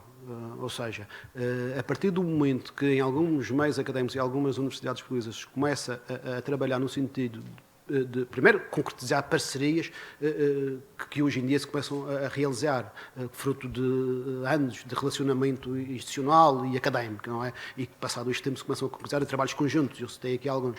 Mas, por outro lado, acima de tudo, na capacidade de traduzir, de fazer chegar ao meio, ao centro europeu, não é? Onde se lê. É evidente que a referência é sempre a França e a Alemanha, mas onde se lê inglês, não é? E a capacidade de traduzir para a língua inglesa alavancou de uma forma substantiva o conhecimento e o olhar que se passou a ter sobre Portugal. E dou sempre o exemplo desse período, que é também um que tenho estudado mais, mas não é o único, o final do século XIX também, mas no início do século XIX, a partir do momento que se começaram a traduzir para inglês obras de língua portuguesa sobre a realidade das guerras napoleónicas e das invasões e da realidade peninsular no que diz respeito a Portugal para a língua inglesa, começou a atualizar-se. Essas obras já existiam há alguns anos, em meios restritos, académicos ou outros, começou a atualizar-se o conhecimento que inclusivamente se tem sobre genérico sobre a realidade napoleónica. Que incidia sempre sobre os avanços sobre a Rússia e a questão do inverno russo e o peso que tivera na derrota das tropas napoleónicas. A partir do momento que se começou a escrever e a traduzir para a língua inglesa aquilo que em Portugal e em Espanha se fazia sobre as questões da guerrilha, sobre o esforço de guerra, começou a mudar-se a perspectiva que se tem sobre... Isto é um exemplo. Portanto, a capacidade de traduzir e de fazer chegar em língua inglesa aquilo que se produz em Portugal será, sem dúvida, fundamental para que se possa, por um lado, afirmar Portugal nesse quadro europeu da historiografia e também, naturalmente, o mesmo princípio para a Madeira em relação ao espaço europeu também. No caso da relação da Madeira com o espaço continental da historiografia portuguesa, aí já são outras questões que, embora eu nunca me esqueço que no primeiro ano de questões que ultrapassam a língua e podem ter a ver com o sotaque, nunca me esqueço, no primeiro ano na universidade, na primeira cadeira, no primeiro semestre, após 20 minutos de apresentar um trabalho, o professor, que por acaso, e que eu hoje falo muito bem, me disse: olha, desculpe, mas o senhor vai ter que repetir tudo porque eu não percebi nada. E eu, enfim, engoli em seco. Fui a única cadeira que até hoje, feliz ou infelizmente, chumbei, porque depois ele falou comigo e eu virei-me para ele e disse: olha, desculpe, o senhor vai ter que repetir tudo porque eu também não percebi aquilo que disse. percebi que tinha chumbado a cadeira nesse dia e hoje em dia somos grandes amigos, mas mostra, com uma brincadeira simples, como é evidente que as questões linguísticas não nos obstaculizam, portanto terão que ser outras questões a ser ultrapassadas, que não são. Se em Portugal e Europa há a questão da língua, entre a Madeira e Portugal não há qualquer, e portanto quer dizer que são outros os problemas e não ele. Obrigado, Paulo. Bruno? Antes de mais, muito obrigado pela interessante comunicação que fez hoje de manhã. Eu gostaria de particularizar que essa indefinição do que é a Madeira não é uma coisa que aparece no século XIX. Já no período moderno, antes de 1640, não se sabe muito bem o que é a Madeira, porque a Madeira não faz parte das costas portuguesas, logo não é reino, mas também não está inserida num espaço ultramarino, exatamente quando o Conselho Ultramarino é constituído em 1640. O professor Alberto Vieira estipula mais ou menos que a Madeira entrou no Conselho Ultramarino, ou os assuntos da Madeira entraram no Conselho Ultramarino em 1660, mas ainda não está bem esse estudo. Até 1660 há aquela dúbia noção de o que é a Madeira neste espaço. Mas a minha questão não era exatamente sobre esse problema. Era para perceber qual era a tónica, porque o professor explorou muitíssimo bem os exemplos, mas gostaria de perceber qual é a tónica, qual é a razão para este desinteresse, esquecimento da inclusão da Madeira nessas obras. Será um desinteresse do autor e do próprio público-alvo? Será uma falha epistemológica ou metodológica? Ou uma opção metodológica eliminar a Madeira para dar uma imagem mais homogénea do espaço? Ou será talvez uma culpa nossa enquanto madeirenses, de não conseguirmos expor a nossa investigação, o nosso conhecimento, a nossa realidade histórica, ao ponto de os continentais que escrevem mais ou menos esse tipo de livros e de histórias e de estudos possam ter noção de que nós temos pontos que provavelmente são idênticos ao espaço continental e temos outros pontos que são genuínos, são originais do próprio arquipélago. E gostaria de saber qual é a tónica que o professor acha que se devia colocar. Se é uma culpa dos autores, se é uma culpa nossa, enquanto historiadores madeirenses. Eu quase que me apetece dizer, para começar, que fiz a pergunta e deu a resposta. Porque, na verdade, é um pouco tudo isso. Aquilo que tenho investigado, aquilo que tenho visto, aquilo que tenho, as conclusões que tenho tirado vão nesse sentido. Ou seja, não há um fator, não há um elemento determinante, há uma correlação de vários fatores e é dessa correlação que surge essa ausência. Agora, da mesma forma que, enfim, a minha pesquisa, a minha investigação incide apenas exclusivamente sobre o século XIX e o século XX. Essa, aliás, é outra das questões com que nós nos debatemos muito aqui. Quer dizer, às vezes há dificuldade em perceber que na história, como em qualquer outro campo do conhecimento, existem áreas em que nós nos especializamos e, portanto, às vezes acontece as pessoas me direm sobre o século XVII ou sobre o século XX. Quer dizer, eu sei o genérico, sei o geral, não é a minha área de especialidade, portanto, indique outras pessoas para o fazerem. E às vezes há essa dificuldade também, ou seja, é de história, sabe tudo. Agora, se for um médico ou se for um advogado, já pensa de outra forma, não é? Eu vou escolher o especialista, mas pronto.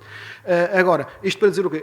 Naturalmente que a realidade do século XIX é a herança, esse balançar. Há um governador em 1820-21 na Madeira que usa uma expressão que eu já citei várias vezes, se calhar alguém já terá ouvido ou lido, que é: a Madeira está a boiar no Atlântico. Naquela altura intensa em que há inclusivamente movimentos independentistas aqui, que é algo que não aparece, mas que não apareça na história de Portugal, que não apareça na história de Portugal do Estado Novo, é conveniente. Eu tive professores que, quando eram alunos, a história parava em 1820, porque depois entravam as revoluções, portanto, isso sabia-se, mas eram por outras vias. Não que fossem preocupantes, mas a verdade é que era essa a realidade. E, portanto, essa expressão, a Madeira a boiar no Atlântico, explica um pouco para onde é que nós vamos. E por isso é que eu já defendo que a Constituição de 1822 vem, no fundo, colocar um ponto final nessas dúvidas que vêm desde os séculos anteriores. É um ponto artificial, eventualmente, mas coloca um ponto final disso. E é de tal forma tão bem colocado que isso vai persistir até 1900. É que tudo mudou, reparem, até nas próprias Constituições, no espírito das Constituições, naquilo que tudo mudou, muitas coisas mudaram, exceto isso. Os arquipélagos da Madeira, em todas as Constituições, se há uma coisa que persiste até 76, é exatamente o facto da Madeira e dos Açores serem eles aceitos. É estranho que quando se estuda a realidade contemporânea de Portugal, não haja nas histórias de Portugal essa referência. Os motivos têm a ver com essa correlação. Ou não há relações, ou, eventualmente, e não tínhamos a menor dúvida, a incapacidade de comunicar, muitas vezes, nossa, não é? De fazer chegar lá fora. Depois, eventualmente, a realidade açoriana, e aí não tínhamos a menor dúvida, os Açores têm uma universidade desde os anos 80, a Madeira tem uma universidade desde os anos 90, mas nestas áreas em particular, só a partir de finais dos anos 90, só em 2006, 2007, começaram os primeiros mestrados aqui na Madeira, com possibilidade de investigar aqui na Madeira sobre estas áreas. Não quer dizer que não existissem, existiam, mas obrigava, o universo de potenciais interessados era bem menor, porque eram pessoas que tinham que fazer, como eu e tantos outros, fora. E agora não, podem fazer aqui, 2007. Mas eu lembro o problema que foi, porque eu fui diretor de curso desse primeiro mestrado de Estudos Regionais e Locais e de outros, o problema que foi ter uma disciplina que se chamava História da Autonomia. E foi de tal forma que teve que ser retirado. Não perceber? Porque a primeira proposta inicial continha isso. E a proposta segunda, que foi aprovada, teve que ser, enfim, lá vou usar uma palavra em inglês, remasterizada, quase. Estão a perceber? E aí já foi aprovada. Portanto, são questões mentais, são incapacidades de comunicação, sem dúvida o facto de, a este respeito, de capacidade produtiva e de produção de teses. O doutoramento dos autores de doutoramentos que têm no Estado da Madeira, mas são recentes também. Portanto, isso é uma onda que, sem dúvida, se compararmos com a realidade açoriana, é bastante superior a deles em relação à nossa. Não? Portanto, é indubitável. Depois, mas enfim, aqui já será totalmente subjetivo. O madeirense, isto é uma opinião que tem de ciência tem zero, mas o madeirense também, até historicamente, afirma-se por dar a conhecer e por mostrar que conhece o outro.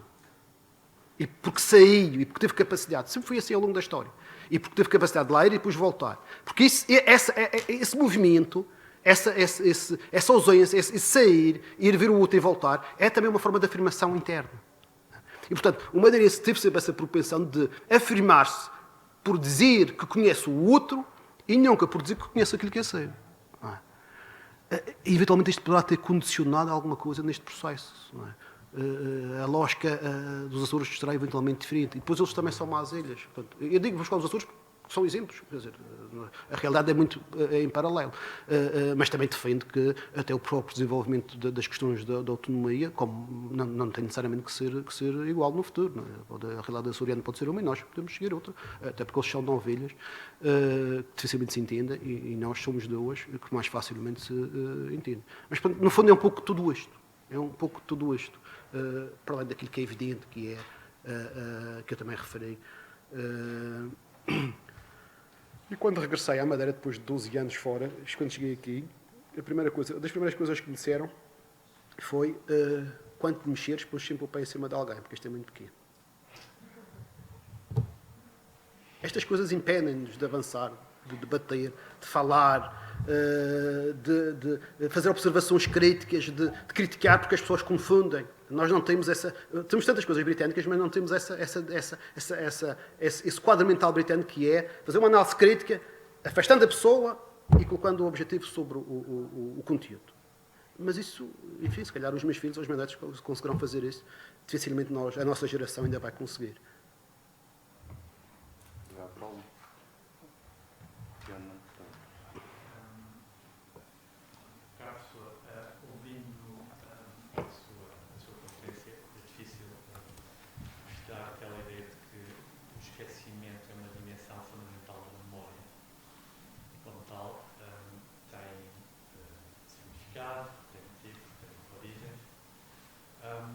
E pensando um bocadinho em relação às origens, sei que a sua análise não explorou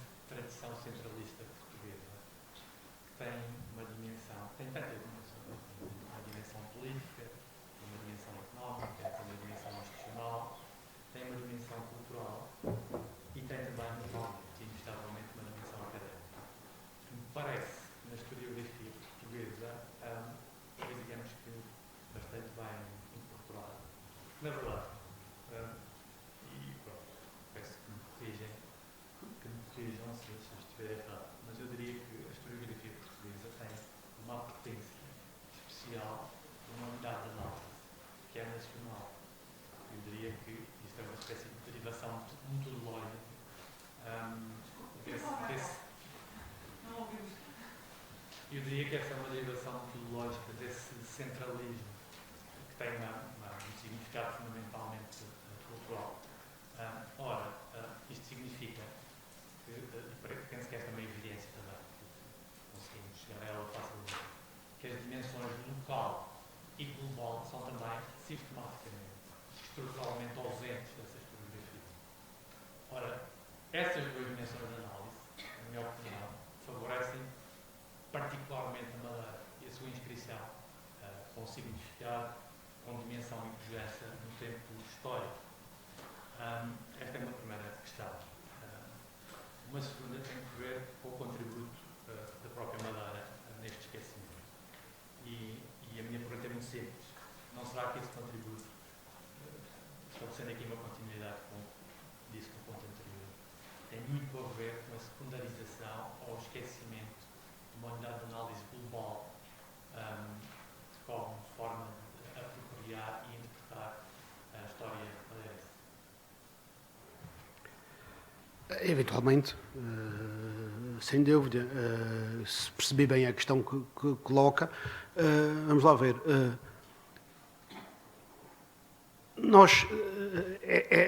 Deve ser nossa competência ultrapassar essa realidade. Ou seja,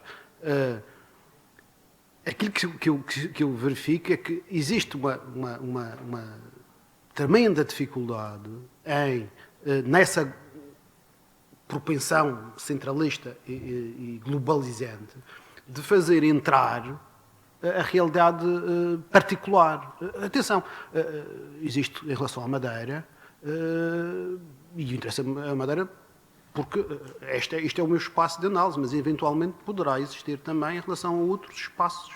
Não coloco isso em causa. Mas isso, outros que se debruçam e que estudam. Não é? Agora, sem dúvida que há essa centralização, não é?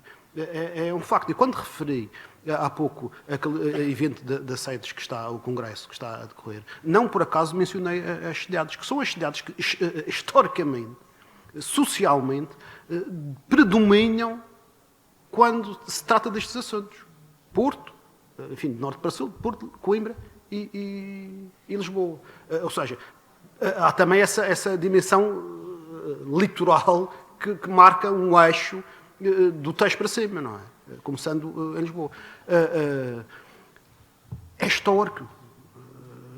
Veja-se, por exemplo, ainda há confusão que se faz quando se fala de regionalização e de autonomia. A nossa Constituição atual prevê a regionalização, mas ela continua. Eu até defendo que tem que haver uma clara separação entre os conceitos de regionalização e de autonomia. Não são, a regionalização administrativa é uma coisa, a autonomia é outra. O professor Freitas do Amaral, por exemplo, tem vários trabalhos a esse respeito. Agora, eu não tenho uma resposta objetiva, posso ter algumas hipóteses, não é? Agora, hoje estaremos sem dúvida mais capazes de mudar do que estávamos há 30 anos atrás. Agora, a questão que se verifica é que, particularmente em momentos de crise, ultrapassar essa realidade que o Dr. Nuno, enfim, demonstrou, é complexo, porque existem sempre meios académicos ligados às ditas principais universidades que aglutinam, que absorvem, que concentram.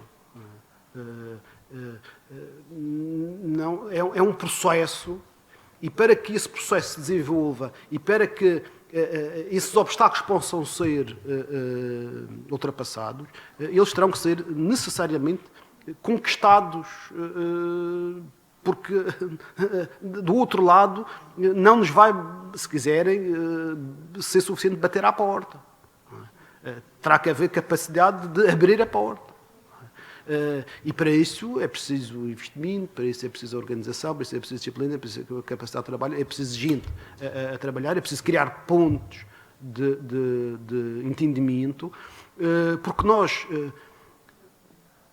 por paradoxal que possa parecer, e eu digo isto por experiência própria dos últimos 20 anos, em que tenho estado mais ligado a questões que têm a ver com organização de cursos e direção de cursos e tudo isso, de mestrados e doutoramentos, é evidente, até nas próprias comissões de avaliação, que quando pensávamos que poderíamos dar o salto, na prática, esses centros, que era suposto, e que muitas vezes se gabam de serem muito abertos e liberais, um pouco à imagem daquilo que aconteceu durante o vintismo, que também eles eram liberais, mas depois somos liberais, mas é preciso controlar isto. E a Madeira que sentiu isso, por exemplo. A Madeira tinha mais liberdade antes de 1820 do que depois.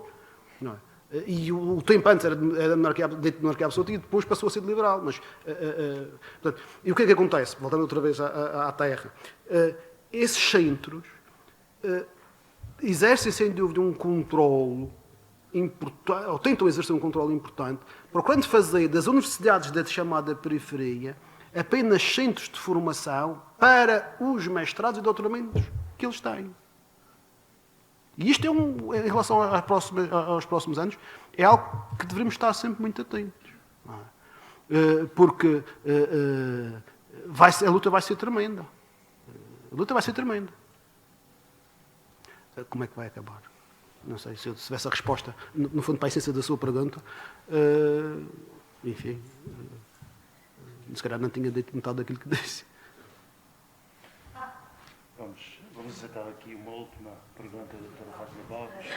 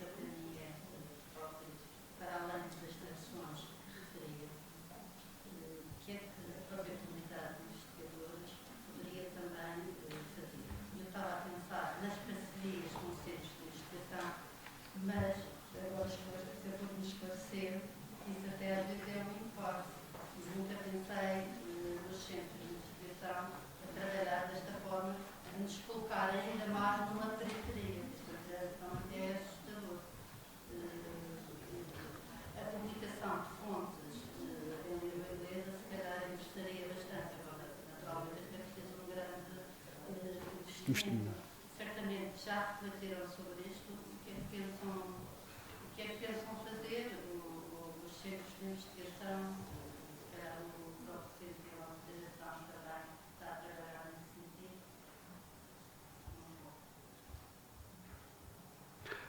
Eu concordo, sem dúvida que isso passa muito pela capacidade que nós tivermos de congregar pessoas e colocá-las todas a trabalhar e a remar no mesmo sentido. Não é? As coisas têm que ser feitas em conjunto, já não há capacidade, ou seja, se quisermos quase, nós temos que necessariamente ter a capacidade aqui de usar de premissas que já são usadas em outras áreas científicas, que é equipas de trabalho. Não é?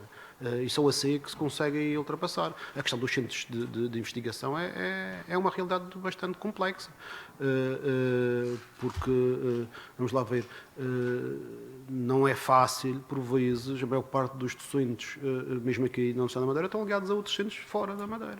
Não é? E depois eles próprios sofrem pressões para não os abandonarem. Nós sabemos como é que essas coisas funcionam. Portanto, há uma correlação de vários fatores que resolverão, nem sempre permite que se possa avançar. Portanto, tem que haver uma perspectiva integral e uma resolução integral. E isso tem que envolver também vários organismos, várias instituições, no sentido de criar, no fundo, uma onda, uma vaga que permita chegar a outros. Pode parecer absurdo, isto se calhar é absurdo, mas nos meios de comunicação social, e hoje que em dia, por muito que se diga que não se vê, a verdade é que isso é importante. A televisão, nós temos que nos adaptar a isso. A RTP Madeira, no continente, é o canal 260, está perdido no meio a Sport TV é o 9. Portanto, e a seguir vêm os canais desportivos, a CMTV é o 8. Eu até o cheio de cor. E às vezes, quer dizer, é uma questão de suminos, mas a verdade é que a RTP Madeira, no continente, está entre um canal chinês e um canal coreano, possivelmente. O que é que isto representa? Representa exatamente esse afastamento, esse desinteresse. Tem que haver capacidade também política, não necessariamente para que as coisas mudem. Meus caros, Encerramos aqui esta excelente manhã de trabalho. Voltamos às 2 horas para o nosso primeiro painel de discussões. Muito obrigado, Paulo.